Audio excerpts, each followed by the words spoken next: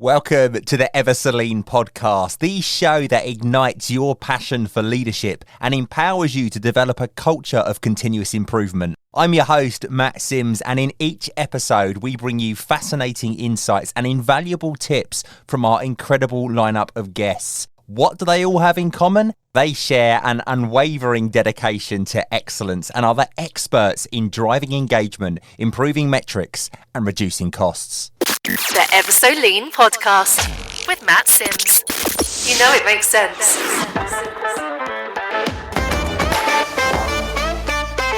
This episode is sponsored by Catalyst Consulting Limited. Catalyst Consulting exists to help people and organisations work better today and be ready for tomorrow. They have a rich history of igniting business transformation using business agility, lean, Six Sigma, strategy deployment, agile and change management. They can help you and your organisation to develop the skills necessary to work and manage differently. To find out more, check out catalystconsulting.co.uk. Welcome along to the Ever Celine podcast, where today we're introduced to the charismatic Alexandra Gibson, the visionary force behind Sandbox Hypnotherapy, where transformation meets tranquility.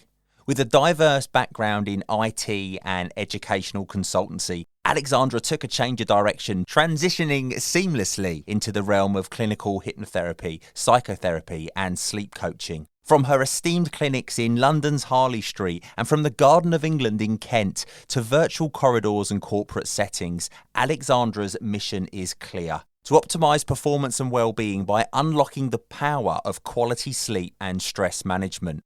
Did you know that as many as 1 in 4 people suffer from insomnia, whilst countless others endure sleep deprivation? Join us here on the Ever Celine podcast today as Alexandra sheds light on this overlooked aspect of well-being, revealing how sleep is intricately linked to cognitive performance, physical health, and creative problem-solving. As a clinical hypnotherapist, Alexandra brings expertise in reconfiguring neural networks, guiding individuals and organisations towards lasting change and holistic transformation. So prepare to be inspired as Alexandra shares her insights and strategies for achieving optimal performance and well-being. Alexandra, welcome to the Ever Celine podcast. Hi, Matt. Thank you so much for inviting me here today. Lovely to be here. It feels like months that we've been planning this. How long has it actually been? I'm not sure it's been that long, but yeah, I've been really looking forward to it for a while. So yeah, it's great to be here. Yeah, I feel like I've spoken to you like 5 or 6 times now already. I know, isn't it strange when you meet somebody and something happens and you think, yeah, we have to do something. So yeah. It's been really interesting talking to you. Well, you know me, I'll talk to anyone. I'm terrible. I just letter on to anybody who looks at me. Don't make eye contact. Well, I think it's working quite well for you. But... Well, yeah, when you have a job that involves talking a lot, I suppose that's probably quite a key skill. If I was introverted, it probably wouldn't work as well.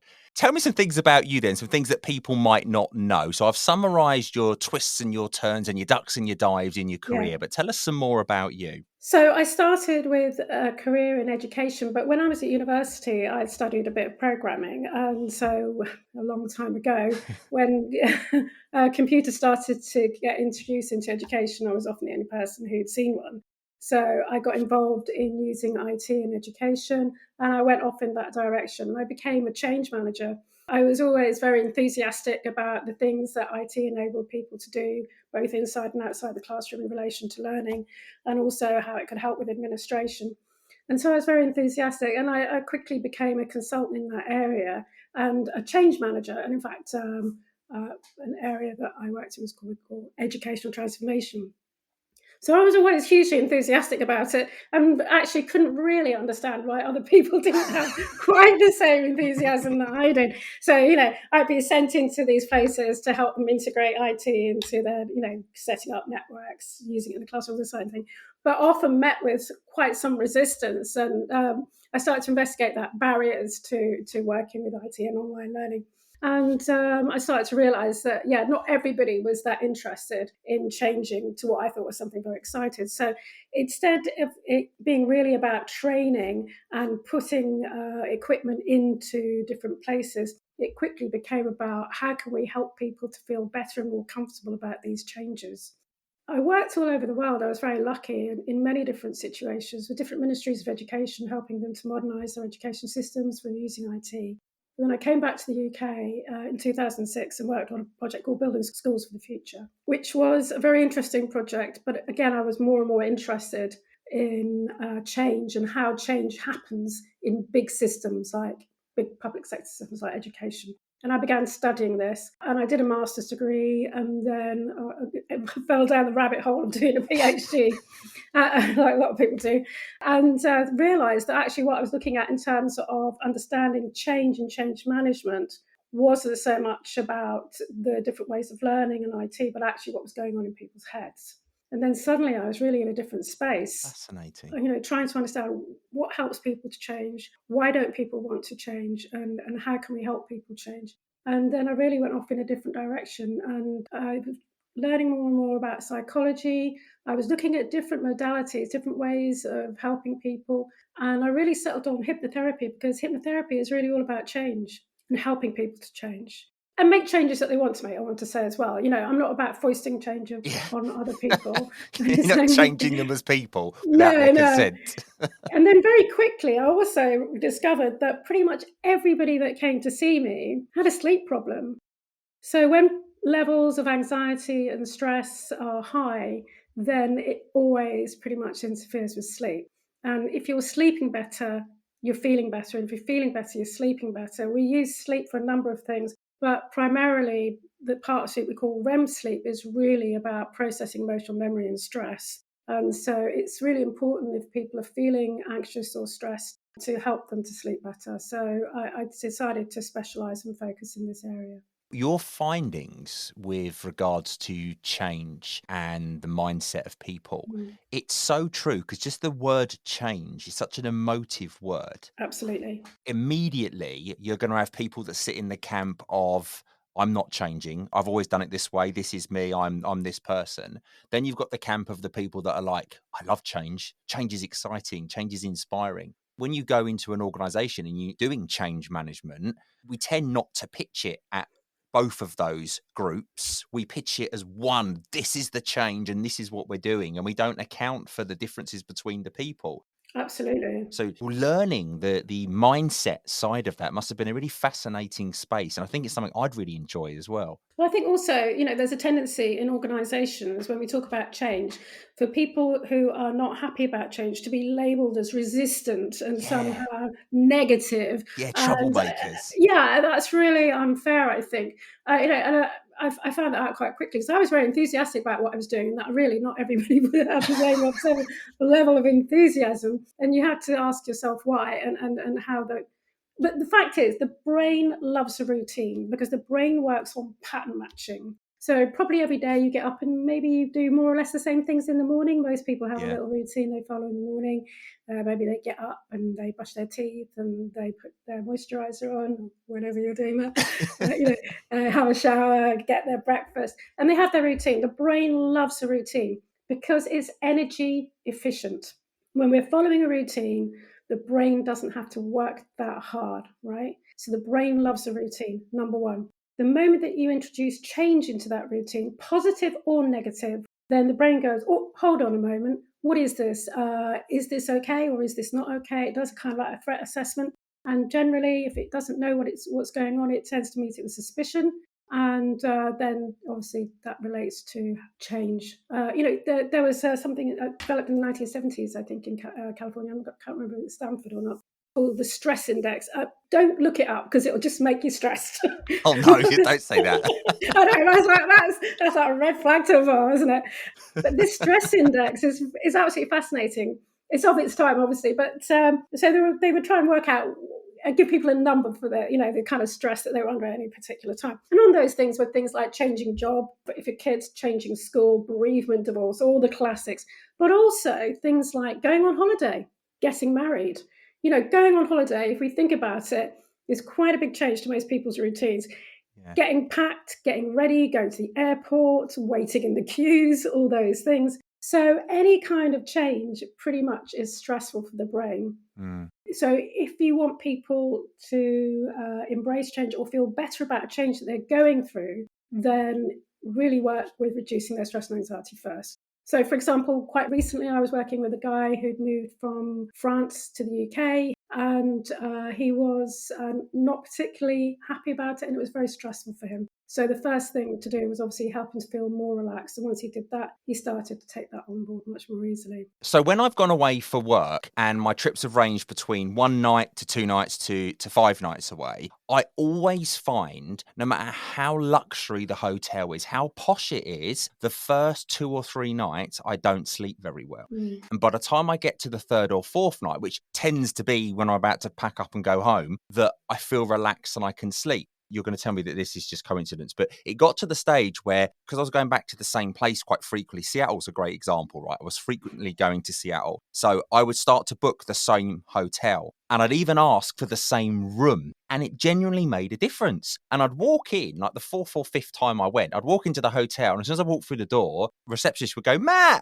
welcome back. We've got your room ready for you." But I just felt so much more comfortable, and I was able to, even though it was a different time zone, I was able to sleep so much better. What did we say? The brain loves a routine, Yes. right? That's so exactly true. what you would do. I would do the same thing. I would be traveling maybe 10 to 15 weeks a year, separate 1-week consultancies all around Western Europe. And I would follow little routines. If I could, I would be in a particular hotel, a bit like a Premier Inn, nothing fancy, but just clean, no drama. That's why Premier Inn, I think, is so popular, because, you know, you get a similar room. It's always clean. People know what to expect, no surprises. Yeah. And then I would do certain things on certain days. I'd get my stuff out. I'd have my bag packed pretty much all the time because I knew exactly what I would take. I'd take the same stuff all the time. I'd unpack it in a certain way. I'd arrive, I'd unpack, I'd have my little routine, you know. And I think this is also something, getting back to corporate and organizations, that they can help with. And this is getting very, very popular with sports performance and athletes, because they have to travel a lot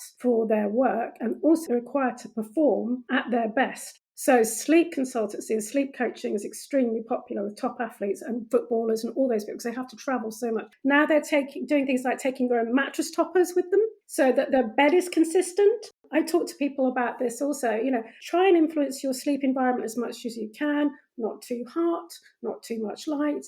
Make sure you've got the pillows that you like, those kinds of things, so that you're set up to get the best night's sleep that you can. So when you go to whatever meeting or training course or sports event that you're performing in, that you can hit the ground running. Yeah, you don't need that time to adapt. My dream is to buy myself an RV. I really know, like a tour bus. And if I have to go away for work, I'm going to rock up in my tour bus.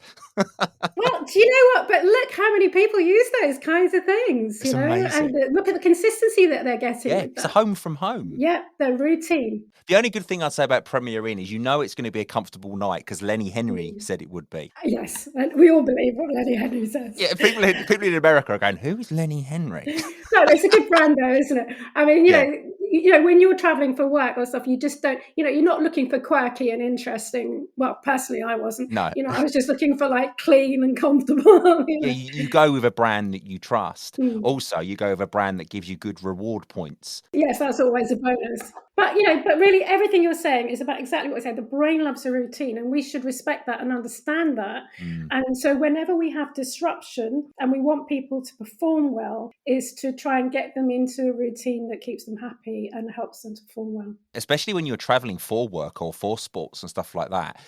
You need to be performing. You need to be on the ball. Absolutely. You can't afford to lose a night's sleep. You can't have 3 nights where you get used to being where you are. No, you can't. So, can you share then some common misconceptions about sleep and its impact on performance and well-being? Yeah, I mean, probably the most, the worst misconception is, I don't know if it's so true now, but people used to kind of boast about getting such little sleep. So Margaret Thatcher, for example, famous for only having 5 hours sleep. Winston Churchill, I don't know. A lot of these people surviving on very, very little sleep. A lot of people saying, if you don't have enough time, don't worry, get up at 5, get up at 4, you know. Sacrifice sleep to make the time that you want to do other stuff. That is a problem, because really we know that you need something between 7 and 9 hours sleep per night. 7 and 9? Yeah. There's absolutely no way. I've got a 1-year-old. Wow. 7 and 9 You hours. can't sleep 7 and 9 deprived. minutes would be good. Yeah. Well, that, you know, that's And also, I think this is another thing that organisations should understand, that when people have got young children, they may be sleep deprived, and to, help people along with that if they can. You don't hear of that actually. You know, you get No, your paternity leave or your maternity leave, but once you're back to work, you're generally expected to be back at work. I'm performing 100%, yeah. Yeah, that sleep deprivation is awful. It's torturous. Interesting you should use the word torturous, because sleep deprivation is against the Geneva Convention. It is actually a form of torture. So that's why it's so important to battle it.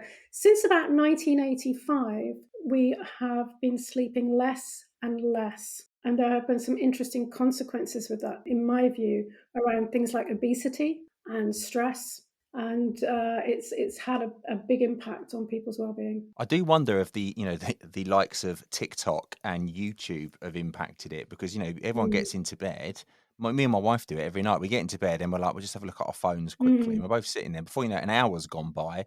You started off watching a rerun of a classic Coronation Street episode, and you ended up watching some bloke going down a rabbit hole to pull out a snake by its head. And you're like, how did I end up watching this? Like, this is crazy. Imagine what you're going to be dreaming about after seeing that. I can't imagine. Exactly, though. But it's true. It Yeah. does. It really impacts you. I think my wife told me something about, so we don't let our children use their iPads or anything like an hour before bed. There's no Good computers, shout. no TV, no iPads, because we read somewhere that the brightness of the screens interrupt your sleep. Yeah. But if we're traveling for work, how many of us sit there and just fire off a couple of emails before we go to bed or go on our phone and before we go to sleep? We all do it. Well, let's talk about that. The problem with screens is they emit what we call blue light. Blue light is the kind of light that you get in the morning. Just to scroll back, most of the issues to do with sleep are with what we can call circadian misalignment.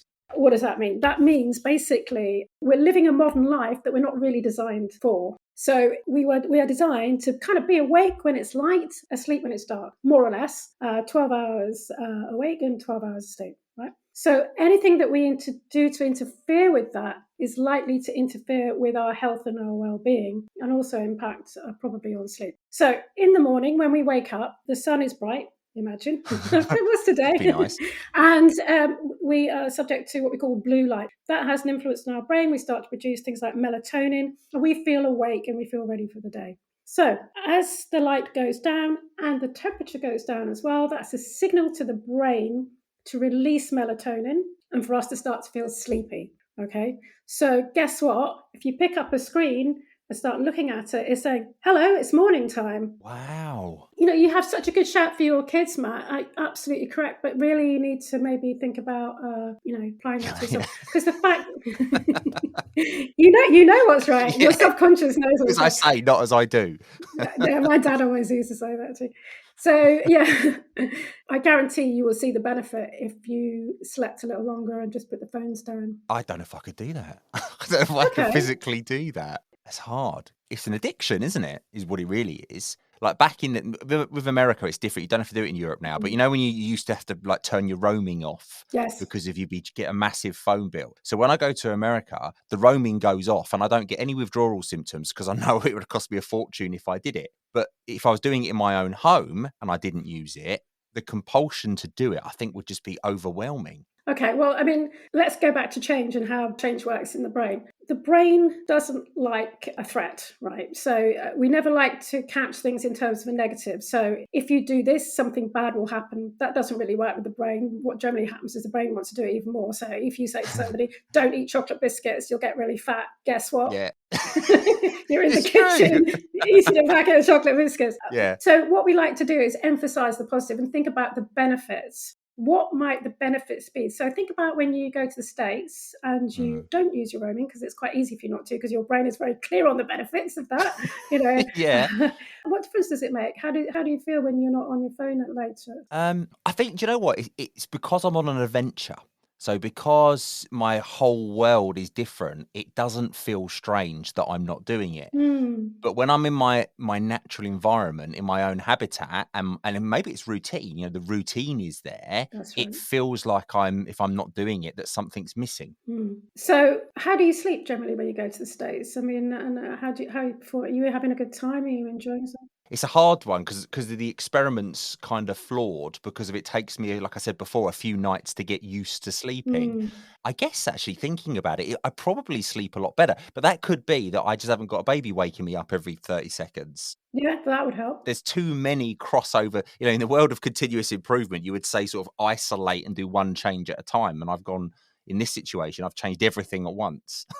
I think actually that's interesting in terms of continuous improvement. I think because when you're trying to improve sleep, there's unlikely to be one single magic bullet. It's likely to be a variety of things that you do. But in terms of phones, what a lot of people do is they tend to, firstly, manage like I have my phone on Do Not Disturb from 8 o'clock in the evening till 8 o'clock in the morning. So I'm not disturbed by texts or calls at all. Wow. I'm amazed. It's like you're an alien sitting in front of me, Alexandra. How do you do that? Right, that's interesting. I didn't think it was that. It's quite easy. There's a thing you can do on your phone. Have you got a second phone? You've got a secret phone, haven't you? No, I don't. And then leave your phone downstairs, charge it downstairs, or charge it in the kitchen somewhere, when, I don't know, where you spend your evenings, if you're in the living room or lounge or whatever. Don't charge it near where you are. Charge it in the kitchen or whatever. And when you go up to bed, leave it there. But I'll be running up and down the stairs every couple of minutes. I'll be exhausted. Maybe you wouldn't be. No, maybe you would be exhausted, but maybe you wouldn't be running up and down the stairs.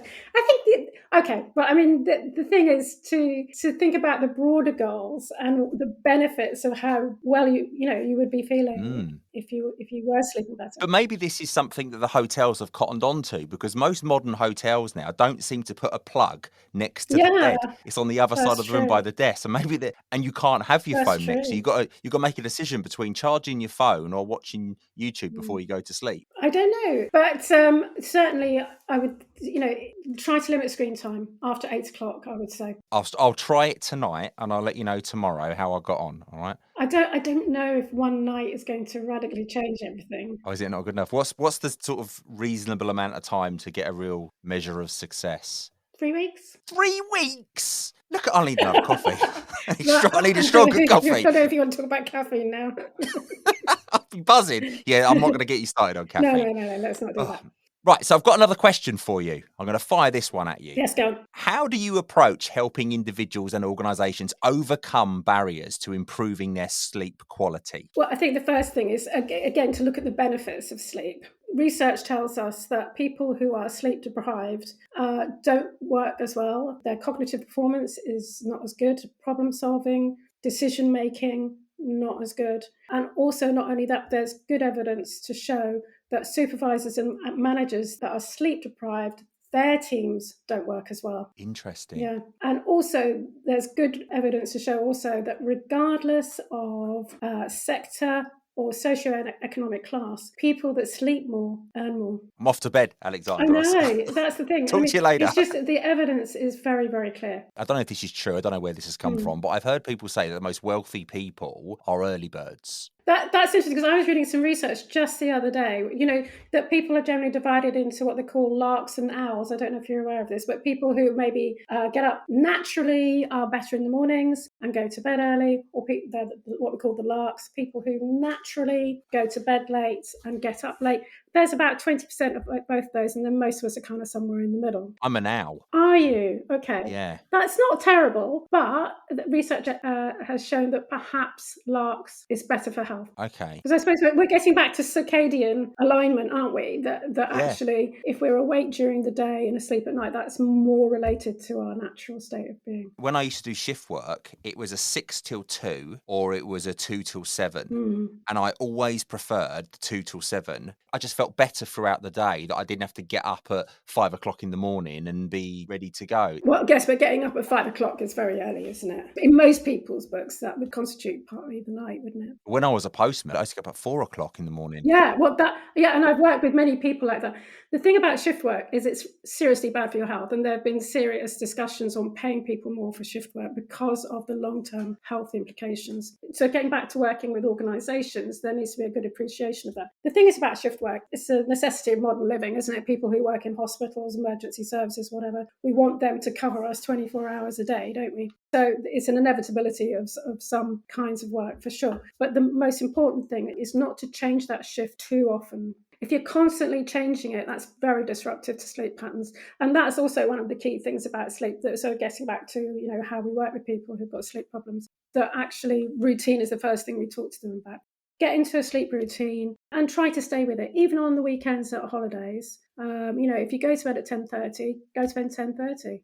Obviously, the odd night here and there is okay. Nothing bad's going to happen. But in general, try to stay with the same routine. When I was on the post, I did a few different patterns of work. So the standard pattern of work was 6 days a week, Monday to Saturday. You would have every 6th week off. So you'd work 5 weeks of Monday to Saturday, and then you'd have a full week off, which was really nice because effectively you get 3 months of the year off. Lovely. The other shift pattern was where you had a rotating day and you would only work 5 days in a week. But you only once in, 7 would you get, or once in 6, would you get 2 days off together? They'd be split. And I always found that pattern much harder to adapt to. So it seems like there was more consistency with the pattern that you preferred, I think. The routine, Totally. The routine of it, my body would adapt to it. Although it was hard going, your body would know that you had that week coming up. Yeah. Okay, so what role does knowledge of sleep process and stress management techniques play in enhancing sleep quality? And how do they relate to overall performance? Well, we know that sleep is made up of different phases. That's what we call slow wave sleep. So that's often people term that deep sleep, but the technical term is slow wave sleep, and what we call REM sleep, rapid eye movement sleep. During REM sleep, we are processing emotional memory or stress. You know how it works. You might have a difficult day and you might go home and you might say to your partner, I had a really hard day today. And they'll say to you, don't worry about it. You'll feel better tomorrow. And during the night, what will happen is during REM sleep, rapid eye movement sleep, your brain's very active and it'll be playing the situation over and over and over again. Either you'll see the actual pictures of what happened or the movie of what happened, or more likely you'll see it as a metaphor. So, for example, I still dream about my university exams that I did when I was 21. And I'm a lot older than 21 now. But that's really annoying, isn't it? I don't dream about work so much now because I really love my work. But before, I used to dream about work a lot. And I used to wake up in the morning and be quite annoyed. I think, God, I've been at work 24 hours a day. But, what you're doing is you're processing stress and emotional memory. And then in the morning, you wake up and think, I don't feel too bad. Why do we sometimes remember our dreams and sometimes do we not then? So you're dreaming all the time in slow wave sleep as well as REM sleep. But what happens is we often wake up in an unnatural way. Most people wake up with an alarm, for example. So if you wake up during a REM phase when you're actually dreaming, that might be the time when you remember those dreams. That's most likely. But the fact is that you're dreaming all the time. We dream in 90-minute cycles. And at the beginning of the night, we have a lot of slow wave sleep and a bit of REM. And then through the night, we have more and more REM sleep. And during that period of time, during slow wave sleep, our brain is strengthening memories. And during REM sleep also, it's organizing memories and making connections between different experiences and learning that we've got. Are you ready to elevate your team's ways of working? Are you seeking fresh insights and growth opportunities?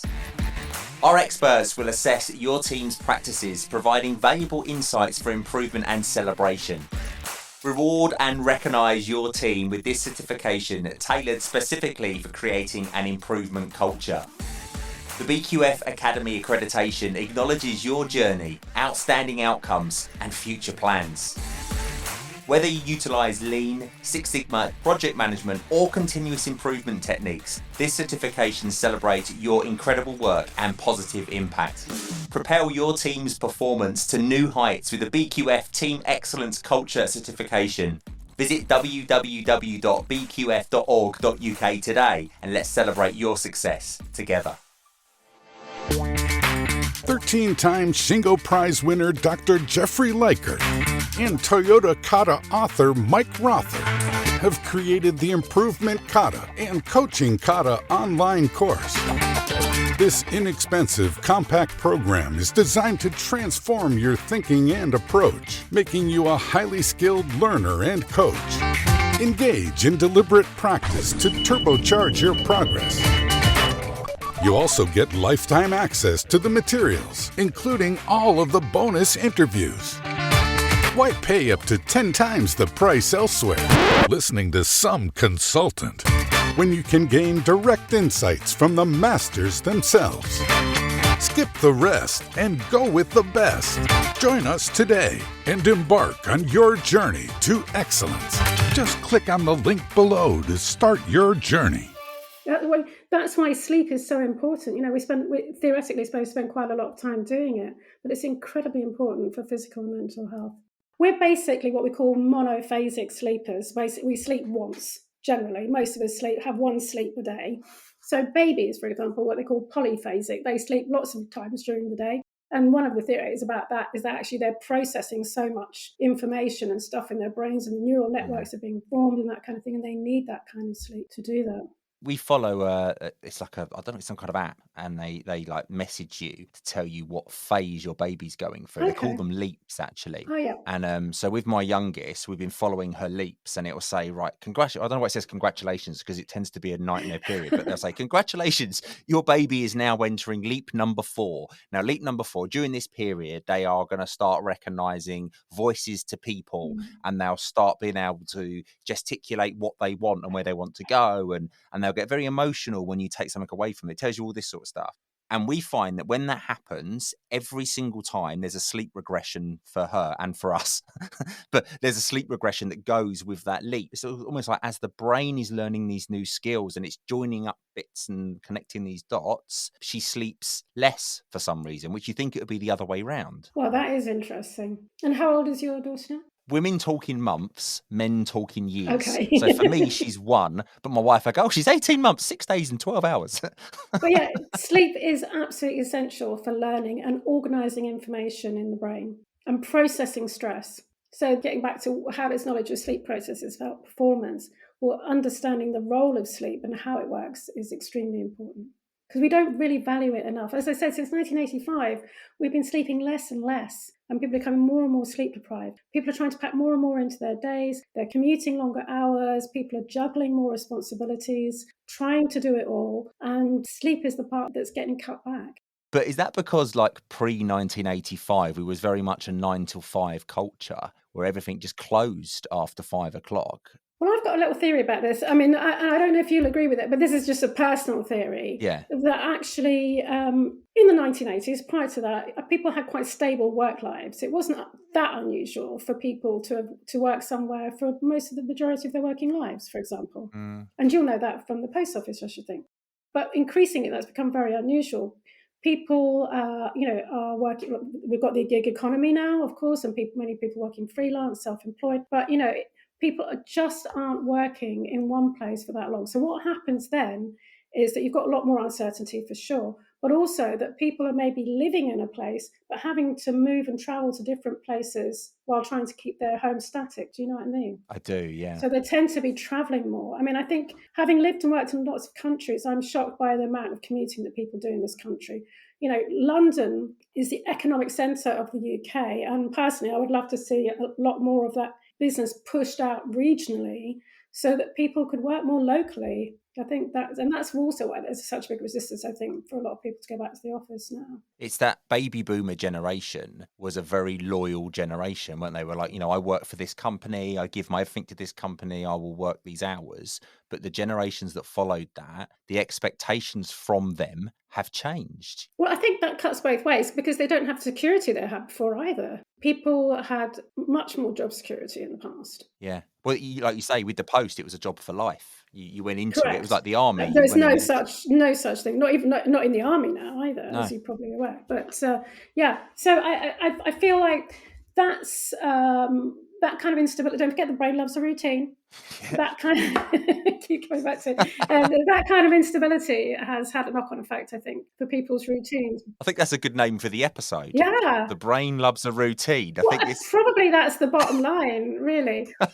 Although, having said that, though, I want to say one thing, that actually sometimes you can get stuck in a routine because it's a routine. It's not necessarily the best thing for you. So there's bad routines that we just sort of drift into and can't find our way out of it. Yeah, and sometimes people stay in jobs that are not particularly good for them or don't realise their ambitions because they think, actually, I'm safer doing this because I don't know. The unknown is more of a threat. That's so true. Yeah, better the devil you know. Because you become, especially in larger organizations, you become sort of institutionalized to what you're Absolutely. in, and you feel like there's no outside Absolutely. world. Absolutely. People do become institutionalized. That's true.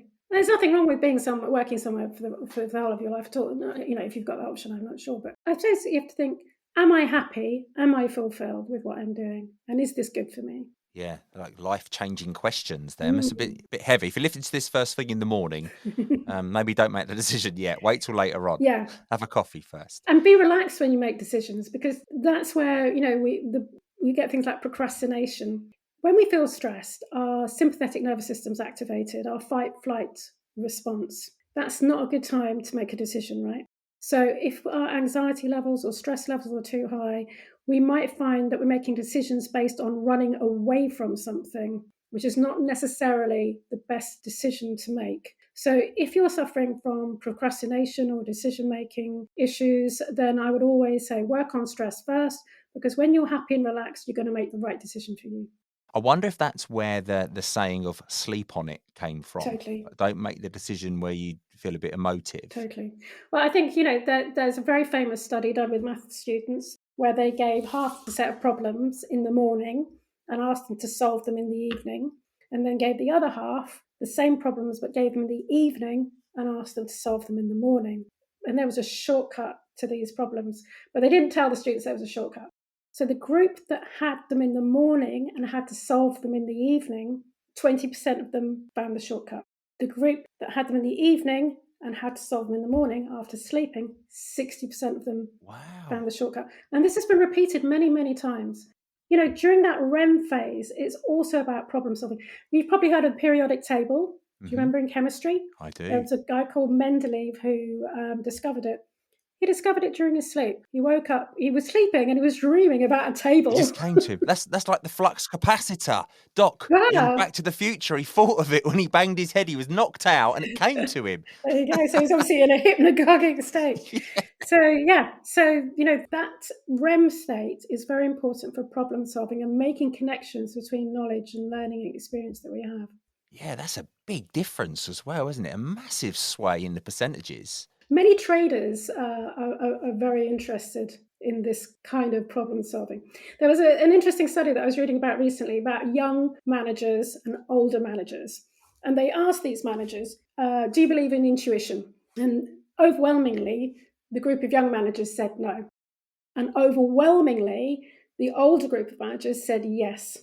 But is it intuition? I mean, the view really is that these older managers had all this experience and all this knowledge. They didn't quite know how they made that decision or what they even knew, but they were able to come up with better decisions based on that. And in fact, their knowledge and the complexity of the brain and problem solving.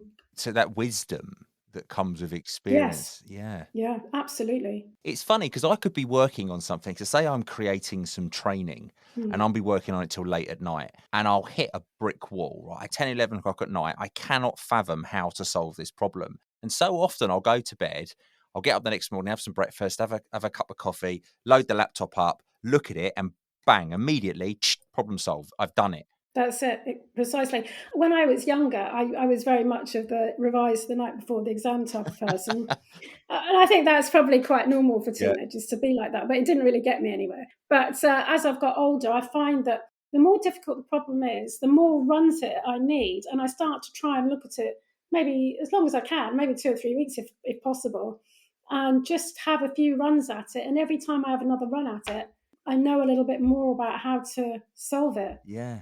And a lot of that's going on during sleep. Your brain needs time to process stuff. It really does, and learning, and that's what's a large part of what's going on when we're sleeping. Absolutely fascinating. Well, we all sleep, don't we? And we can all yourself. use it to. Right, so without breaking any kind of confidentiality, because I'm sure there's some rules there somewhere, can you tell us about any case studies or success stories from your work as a sleep coach and hypnotherapist that might inspire people? Well, one of the most common things that people seem to suffer from is what they call the Sunday scaries. I don't know whether you've come across this, have you? Oh, it's all over TikTok. It's the sort of thing where people start to feel very anxious the day before they have to go to work. I've suffered with that myself, actually. Yeah. It's incredible. They're calling it the Sunday scaries now. It has a name now, but I guess we've all suffered from it. And certainly if you've got a board meeting or presentation or something you've got to do, the night before, you might not sleep that well. That's quite a common thing. And of course, we know if you don't sleep that well, maybe you don't perform that well. And if you don't sleep that well, you maybe not processing anxiety and stress that well. And guess what? The next morning, you might be feeling a little bit more anxious and a bit more stressed. So it's a bit like chicken and the egg. So one of the things that we work with is how to break that cycle of feeling that way. So a lot of that is done through questioning and talking about beliefs. So, if I had somebody come and see me, which I have, who says, I'm always feeling this way, I would say, well, how are you feeling on the other days? And what difference is that making? And what are you thinking? And what's your routine?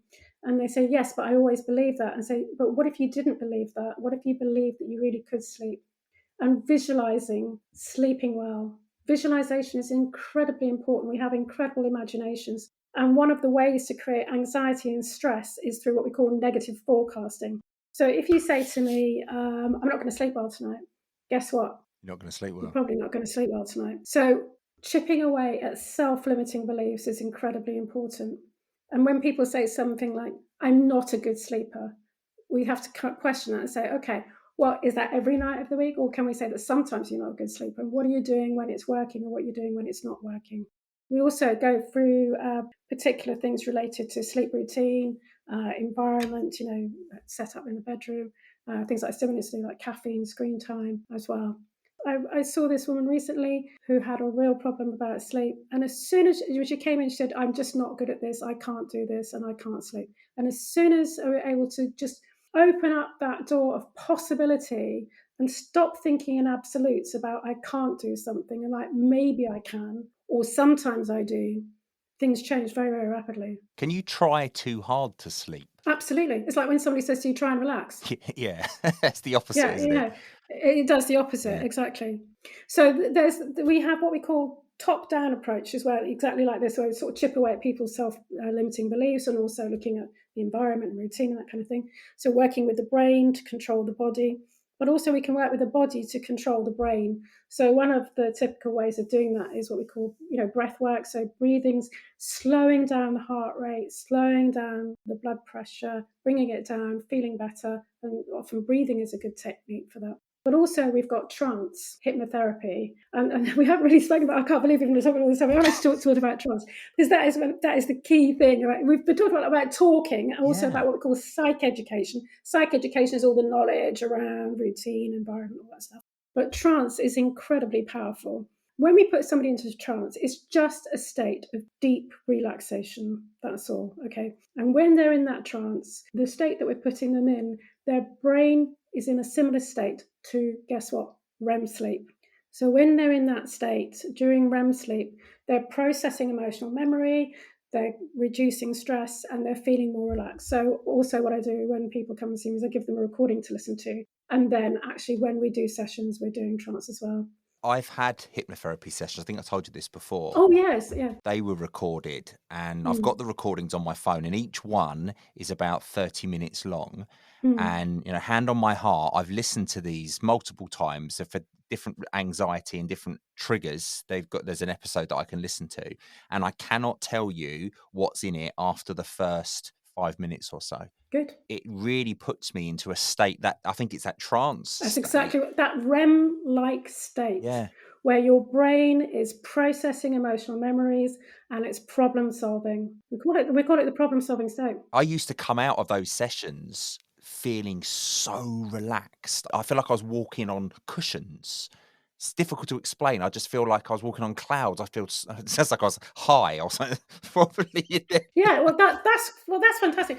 So let's talk a little bit about the stress bucket. So what we say is a metaphor for the stress that we're carrying around with us. All the anxiety that we have, we're carrying around in the stress bucket. So all the sort of thing, worrying about presentation that we've got to give, writing a report that's a bit tricky, having a disagreement with your partner, or kids playing up, or worrying about what's going on in Gaza, or watching Newsnight, or watching true crime, all those things going and going again. And what we say is we've got to stop putting stuff in the stress bucket and also start to reduce it. So REM sleep is extremely important for reducing that. I remember a guy came to see me recently. He said to me, yes, but I still feel really stressed. And he said, sometimes I get really furious. And I said to him, oh, okay. So signs of stress are anger, anxiety, depression, or a mixture of all of those three things. If you're feeling any of those things or a combination of them, that's a sign that your stress bucket is getting too full. So anyway, the guy says to me, I just get really furious sometimes. I said, oh, really? Okay, well, I think this is interesting. What makes you furious? And he said, well, he said, when I read those newspaper articles and I read the comments, it makes me so angry. And I said to him, oh, okay, that's really interesting. I said, how would it be if you didn't read the comments? And he said, oh. He said, well, I tell you what, I'll give it a try. He gave it a try. Honestly, the next week, very different person. Wow. We have... I was just going to say that it's amazing. It's like such a small thing. Well, it's amazing, but it isn't if you think about it. Well, it's obvious in a certain way, isn't it? Yeah, it is obvious. But sometimes it helps to talk to somebody about this stuff because we don't always see the obvious things, do we? No, we don't. We don't see what's in front of us. So it's a habit maybe we get into, and then maybe we just don't question, why am I doing this? And is this good for me? And it really made a big difference. And it just, what first chipped into the situation started to turn things around. Because you can get into a vicious circle with sleep. If you feel stressed and you don't sleep, then guess what? You're more stressed the next day because you haven't been processing the stress that you've been carrying around with you. Right? And then you feel more stressed so you don't sleep. So this is how it goes. But if you get onto a virtuous circle where suddenly you are sleeping better, the tables are turned and then suddenly things can improve quite quickly. I mean, I only see people for about 6 to 8 sessions. This isn't a kind of like a psychotherapeutic journey that goes on for years and years. But it's just getting to that one thing perhaps that might just shift things that people go, oh, okay. And then suddenly they're sleeping better. And when they're sleeping better, they're processing. It's quick. When they're sleeping better, they're processing emotional memory and they're feeling better the next day. And then guess what? They're better equipped. They've got more capacity to deal. We can't control stuff that's going on around us, right? But we can control our reaction to it. So we often say it's not the situation that's causing the problem so much as our thinking around it. I don't know what the technical term is. If I've got to be up really early the next day, I do what I call in my house panic sleeping that night, where I'm looking at the clock and it's midnight. I'm like, I need to go to sleep. I've got to be up at 6 o'clock. And then I look at the clock again. It's 12:30. Like, I need to go to sleep. I've got to be up tomorrow. And I panic sleep. So I sleep. I don't get to sleep for ages because I'm panicking about the fact that I'm not sleeping. Is there a technical term for that? Or is panic sleeping the right term? No. Well, that is a bit like the Sunday scaries, isn't it, that we talked about? You're anticipating the next day and it's interfering with your sleep. How would you feel if you went to bed early? I think I would feel that I would sleep better. But the other side of me would be like, well, I've got things to do and I'm not doing the things that I need to do. What's more important, to do the things you need to do or to go to bed early? How can you reprioritise that? So you're very logically speaking. That's exactly, this is all logic, because we're talking, you've got your intellectual mind. And when I'm speaking to you, we're talking intellectually now, aren't we? I'm talking to you an intellectual. Your primitive mind might be going, oh my God, I've got this thing to do. But your intellectual mind is the one that's controlling you, that's driving you. Oh, it's so interesting. I feel like I'm being analysed. Oh, no. It's amazing. No, it's good. But that's, I was very lucky early on in my consulting career to be trained in what they call client-centered consulting. Generally, you believe that the client has the resources and the skills that they need. Yeah. So you're not going in as a consultant to say, do this, do that. Nobody likes being told what to do. No. Do they? I know I don't.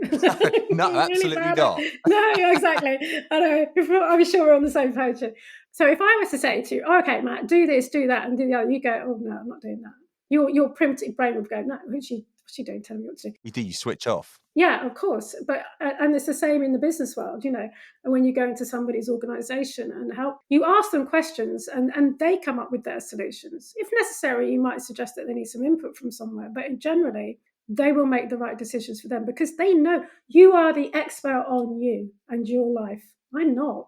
I guess, yeah, but we all look for answers in someone else, don't we? Because we don't believe we've got the answers. Do we look for the answers in someone else? Or do we look for validation? Yeah, exactly. I was going to say outwardly we do, but inwardly so it's like, I know people, right? I won't say them who they are because they'll know who I'm talking about. But I know people that will ring me up and ask me advice. If I don't say what they want me to say, they'll ring someone else. Then they'll ring someone else. And they go around until they find the person that says what they want them to say. And then they go, that's what I'm going to do. So there you are. Exactly, you've answered your own question there. But I would say that actually we make better decisions when we're relaxed and not stressed. And so although we do have the answers, we don't want to be running away from something. It's like the old polar bear. If you ran into a polar bear in the street, what would you do? Run away. Run away. That would be a sensible decision. But actually, what we don't want to be doing is making decisions in our life like we're running away from a polar bear. What we want to do is making intellectual decisions when we're feeling happy and relaxed. Because when we're happy and relaxed, we're making decisions that are right for us. So this is where we haven't evolved as a species to the modern day climate. We're still very the fight or flight stuff. I know it's important, but it was built around a time where you might bump into a polar bear. Absolutely. And do you know what? We wouldn't want to take that away. You don't want to take somebody's fear response away. If you came up against a wild barking dog, you would be right to be afraid, right? Yeah. That's fear. Anxiety is something different. Fear is something real. You should be afraid and you should take the appropriate action. Your brain should be pushing you to fight or flight, whatever is suitable at that situation. But anxiety is different. Anxiety is negatively forecasting. It's imagining something bad will happen in the future, and that's not that useful. Imagine a lion, a marathon runner, and an antelope, right? Yeah. They're all getting ready to run, and the chemicals that are being released are pretty much the same in those situations. But why is the lion running? It's chasing them. It's running after the antelope, right? It's a predator. Why is the antelope running? It's running away from the lion. And why is the marathon runner running? So he can capture it on his phone, so he can video it. They're on a... Let's imagine they're not in the same race here. But, very often chemicals that are released, things like adrenaline, for example. Adrenaline is released in the body when we are in fight-flight response, but it's also released when you're on a roller coaster. You don't want too much adrenaline and cortisol running around your body. It's not particularly healthy. Actually, this is something that I do work with. I've been seeing somebody recently who is a top estate agent, and they get a real buzz out of their work. They absolutely love it. They're quite young, and they're dealing with quite difficult people a lot of the time. So they're really good, and it's a very thrilling, complex project management type of role that they've got. They really enjoy it, but it's very stressful, and that's had some negative effects on their sleep and well-being. So what we're working on is, I don't think that person loves their job. I don't think that they want to stop doing that job. That might be the answer for some people, find a different job, but I don't think that's really what this person wants. That's not what they're telling me anyway. So what we're working on is, how can you really enjoy that ride, that flow, that feeling of energy, that buzz that you get? And how can you feel that and get that really good feeling when you're in the zone, when you're giving that presentation and everything is going really well? And feeling that feeling and being in that zone, being what a lot of people call it the flow, when you're there and you're buzzing and you're firing on all cylinders. So it's not necessarily stress and adrenaline, but it's just a great form of really strong enthusiasm and happiness in being the best that you can be and performing at your absolute best. I think when that passion starts flowing, it flows freely. Yeah. When you haven't got boundaries, you're not reading a script, or you're just flowing freely because you're passionate about what you're talking about, and it comes across as just so genuine, doesn't it? Cool, but I've got to put you to the test, on the yes/no game. Oh god. Okay, let's have a go. So just before we do that, is there any other questions that I haven't asked you that you think is important information to get out to people that are listening right now? Okay, I would say quick wins, just quickly. Yes. Have a routine, try to go to bed at the same time, get up at the same time. Get early morning sunlight. That's very important for melatonin. Be careful about what you're putting in your stress bucket. Don't watch Newsnight before you go to bed and all those true crime things. Watch something fluffy. Yeah, or don't watch anything at all. Oh, gosh, exactly. Screen time. Yeah. That's another one. And, be happy and relax. And if you need help, you know where to come. Yeah. How can people get in contact with you? Where's your website? What have they got to go to? Well, my website's called Sandbox Hypnotherapy. I've got a practice in Harley Street, Whitstable and Herne Bay, but I also see people online, and also I work with organisations. So give me a call. I'm always happy to chat to people.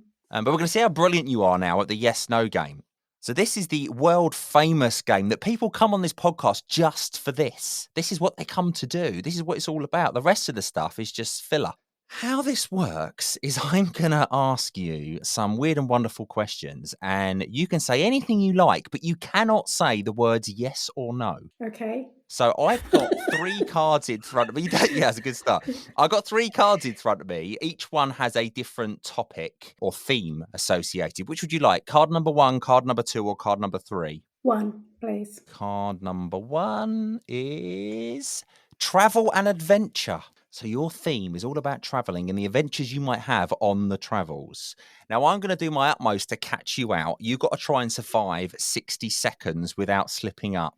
Are you ready for this, Alexandra? This is a big moment. I'm ready. Yes! Right. Oh, that's me. See, I'm putting it in your head. I'm putting it in your head. Right, here we go. 60 seconds are loaded. It's Alexandra's moment to not say yes or no. It's as easy as that.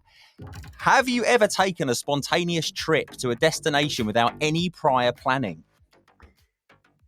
I don't think so.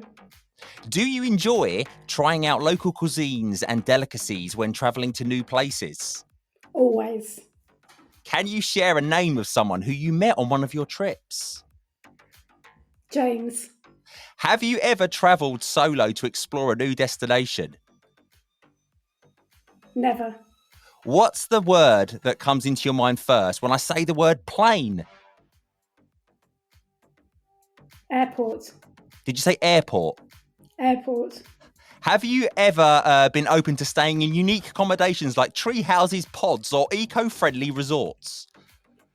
I haven't ever stayed in an eco-friendly resort, but I have stayed in a tent. I guess that's the same thing. Was it cold? Very cold. Alexandra, you are an absolute pro. I can't believe it. You did so well. You didn't flinch. I don't believe it. You was calm and collected. You'll be processing that in your REM sleep tonight. I will be. I can't believe that I made it through that. Wow. You was really good. We got quite far in as well. I did manage to do, there were 6 core questions there, and I think 3 sub-questions that we did, which is a lot of questions. Wow. I didn't think I'd do it. Well, people, when they complete it, they don't even get through that many questions. That might be the most I've ever done. Oh, wow. Yeah, see, maybe because I talk for a living that just... Yeah, but you're very aware. I think you're very aware of your mind. So you maybe there's something in that. You stopped yourself. I did have to think about what I said. What we need to do is we need to get 3 or 4 hypnotherapist songs and run an experiment. That'd be a good way of doing it, wouldn't it? Oh. Well, thank you so much for taking part. You're a whiz in the professional world and you're a whiz at the yes-no game. I've absolutely enjoyed the last hour. It's been amazing. Thank you so much, Matt. It's been my pleasure. I really enjoyed it. Thank you. Today's discussion with Alexandra was so interesting, and it was rich with insights on optimizing sleep, managing stress, and enhancing decision-making. Let's delve into the key takeaways. Firstly, Alexandra emphasised the importance of routine and comfort in achieving better sleep and performance. Establishing familiar routines and creating a cosy sleep environment, whether at home or travelling, can significantly improve sleep quality. We also explored the negative impact of screens, particularly the blue light emitted by devices like phones and laptops on sleep quality. Alexandra highlighted the importance of avoiding screens before bedtime and regulate the body's natural sleep-wake cycle. Furthermore, the discussions debunked the misconception that sacrificing sleep for productivity is beneficial. Alexandra stressed the importance of getting adequate sleep, typically between 7 and 9 hours per night, for optimal performance and overall well-being. Insights into change management were provided, highlighting the need to understand individual mindsets and routines. Alexandra spoke about the importance of respecting people's preferences to facilitate smoother transitions and acceptance of change. It goes back to the heart of continuous improvement, and that's respect for people. Positive framing emerged as a powerful tool for encountering behavioural change, with Alexandra emphasising the benefits of focusing on healthier habits rather than dwelling on negatives. The conversation underscored the interconnectedness of sleep, routine, mindset, and performance, providing valuable insights for individuals and organisations seeking to optimise well-being and productivity.